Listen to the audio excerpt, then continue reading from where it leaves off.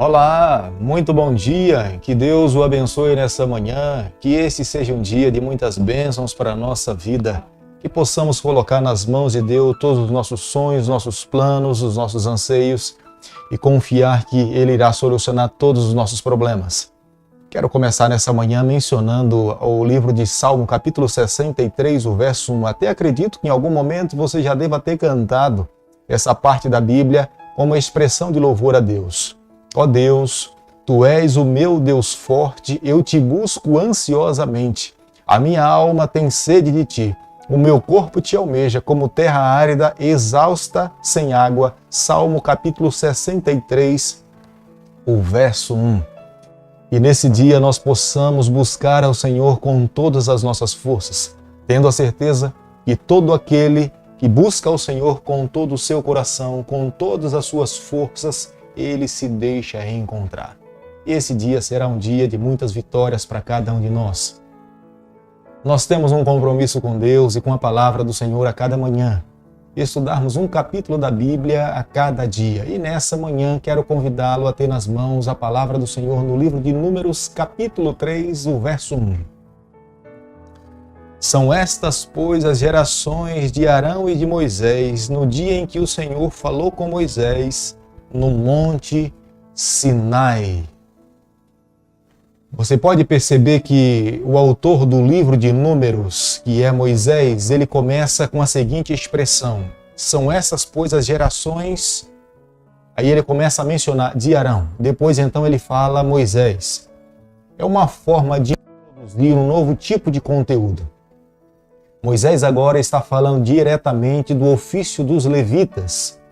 Nós podemos entender claramente que o livro de Levíticos era escrito para orientar os sacerdotes, mas o livro de Números foi descrito com o objetivo de orientar os levitas. Você pode perceber que primeiramente é mencionado o nome de Arão, depois o nome de Moisés, porque Moisés estava escrevendo sobre a responsabilidade que os levitas teriam em conduzir as atividades dentro do templo, assessorando o sacerdócio de Arão, que da sua descendência viriam os outros sacerdotes. E logo então depois Moisés coloca o seu nome. Não que Moisés tivesse um ofício inferior ao de Arão, porque Moisés tinha uma responsabilidade maior. Moisés falava diretamente com Deus, Deus lhe trazia todas as orientações, todos os livros que nós conhecemos, que é composto pelo Pentateuco, os 5 primeiros livros da Bíblia, diretamente Deus colocou nas mãos de Moisés, para que Moisés colocasse nas mãos de Arão e do povo do Senhor, para que eles pudessem entender qual era a vontade do Senhor para as suas vidas. O livro de Números, capítulo 3, o verso 3, fala da unção de Arão e seus filhos para o ofício de sacerdote. Quando nós atentamos para o termo unção, é de fato uma consagração. É uma separação de um grupo de pessoas ou de uma pessoa para um ofício específico, onde aquela comunidade entende que aquela pessoa tem uma responsabilidade para Deus e diante da comunidade. Não era diferente com a vida de Arão e os seus familiares. Eles tinham uma responsabilidade diante de Deus e diante da comunidade. Deus os ungiu com o Espírito Santo para que eles pudessem desempenhar essas funções para Ele, enquanto Jesus Cristo não viesse a essa terra.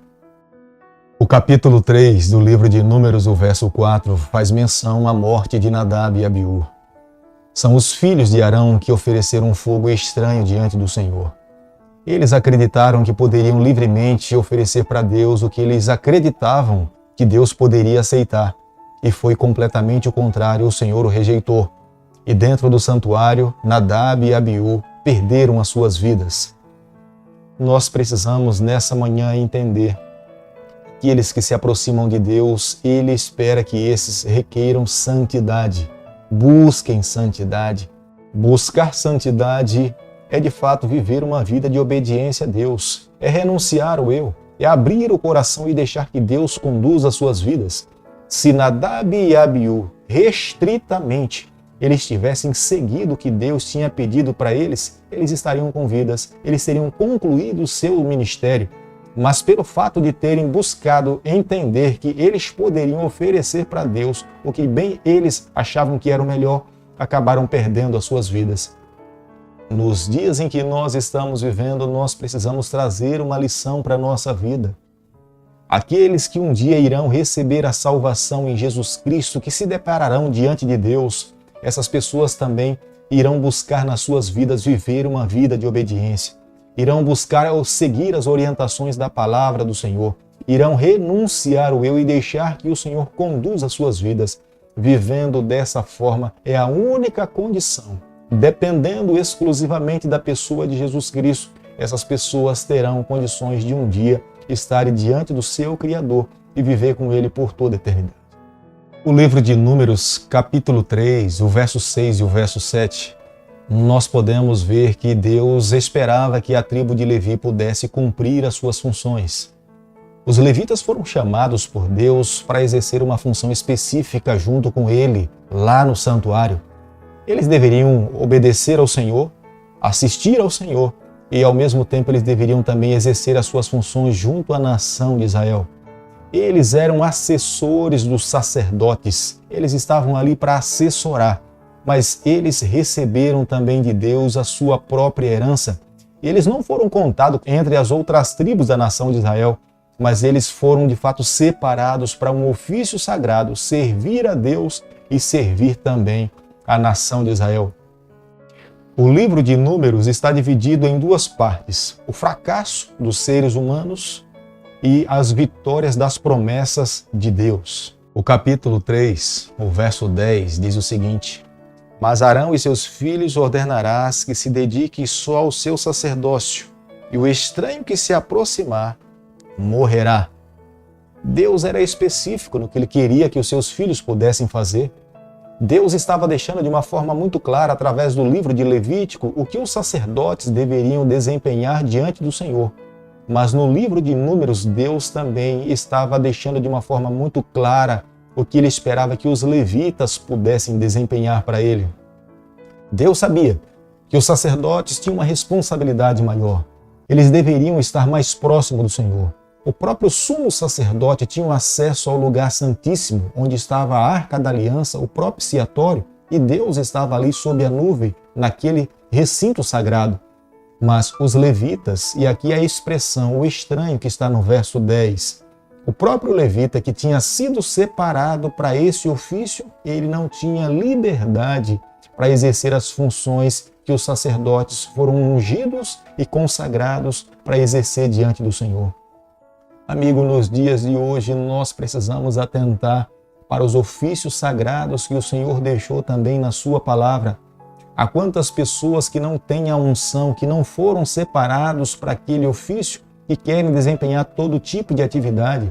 Deus é específico, Deus é um Deus de ordem. Deus espera que aqueles que um dia irão se encontrar com Ele entendam que viverão num ambiente, num lugar onde a ordem há de fato respeito e a segurança da parte do Senhor para aqueles que estarão ao seu lado por toda a eternidade.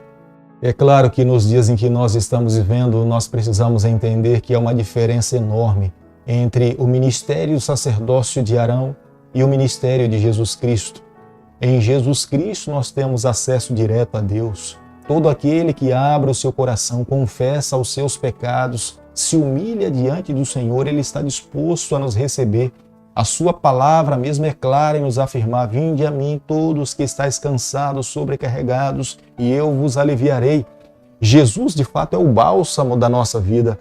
Se nós hoje estivermos passando por momentos difíceis, culpa sobre os nossos ombros, nos envolvemos com o pecado, o que nós temos que fazer é buscar o nosso sumo sacerdote Jesus Cristo, e Ele irá intermediar, é o nosso único mediador entre Deus e os homens, é Jesus, e Ele de fato irá interceder por nós e irá nos oferecer o perdão para uma nova vida de arrependimento e confissão de pecados. Diferente do Israel antigo, eles dependiam de seres humanos, de homem, do sacerdócio de Arão, para que pudessem receber o perdão dos seus pecados. Moisés e Arão tinham uma responsabilidade maior diante de toda a nação de Israel. Moisés e Arão deveriam orar, acampar-se em frente ao tabernáculo, ao santuário do Senhor. Todos nós sabemos que Moisés falava com Deus, Deus tinha uma fala direta com Moisés, mas Arão também, como sacerdote do Senhor, ele tinha uma responsabilidade tamanha diante de Deus e do povo de Deus, que era a nação de Israel. Todas as atividades que aconteciam no tabernáculo terrestre apontavam um dia para a vinda de Jesus Cristo. Embora fossem ações que apontavam para o futuro, mas deveria ser feito da melhor maneira possível, com santidade, com respeito, com pureza, seguindo as orientações do comandante Jesus Cristo, nosso Deus. Eles não poderiam tratar daquelas atividades de uma forma banal ou qualquer. Eles deveriam reconhecer que a presença de Deus no meio deles era um presente do céu dado à nação de Israel. Nenhuma outra nação naquele período teve a alegria de ter a presença visível do seu Deus entre eles. A manifestação do Senhor era de uma forma visível. Eles poderiam sentir, ver. Deus falava com os seus líderes e eles recebiam as respostas dos seus pedidos e das suas orações. Mas Deus esperava que eles entendessem que o Deus que era o seu comandante era um Deus santo, era um Deus justo, era um Deus íntegro, que ele não apenas lia a aparência de um ser humano, mas ele conseguia ver o coração. Era muito mais profundo do que muitas pessoas naquele período conseguiam entender o que Deus esperava que eles pudessem oferecer ao Senhor. Mas, meus amigos, ao concluirmos nessa manhã o capítulo 3 do livro de Números, eu e você, nós precisamos também entender que nós servimos ao mesmo Deus. Não é um Deus diferente. É o mesmo Deus de Isaac, é o mesmo Deus de Abraão, é o mesmo Deus de Jacó. É o Deus que nós estamos servindo nos dias em que nós nos encontramos. Há algumas pessoas que têm imaginado ou têm agido de forma diferente. É como se o Deus que nós servimos nos dias atuais fosse um Deus diferente, e não é. Mas ele espera que nós também o sirvamos com o mesmo sentimento, com o mesmo coração, com a mesma santidade, com o mesmo respeito, com a mesma pureza. Por isso que nessa manhã, ao refletirmos sobre os ofícios que o Senhor deixou aqui para os levitas, nós precisamos também nos dias em que nós estamos vivendo, porque nós fazemos parte do grande grupo de sacerdotes e levitas do Senhor. Nós precisamos também ter as mesmas convicções, as mesmas orientações que foram dadas para aquelas pessoas no passado. Nos dias de hoje, nós precisamos pedir a Deus que Ele nos ajude, que Ele nos ensine, que Ele molde o nosso coração, para que nós possamos seguir restritamente o que Deus pede que nós possamos fazer. Vivendo dessa forma, nós teremos a alegria de um dia estar com Ele, conhecê-lo e viver com Ele por toda a eternidade. Querido Pai, obrigado pelas orientações da Tua Palavra. Nos ajude a cada dia a colocarmos em prática em nossa vida. Fica conosco no decorrer desse dia. Nós oramos, nós pedimos e o fazemos em nome de Jesus. Que o Senhor te abençoe e te guarde. Que Ele faça resplandecer o seu rosto sobre você. Que Ele tenha misericórdia de você. E sobre você, nessa manhã, Ele levante o seu rosto e conceda a sua paz, em nome de Jesus.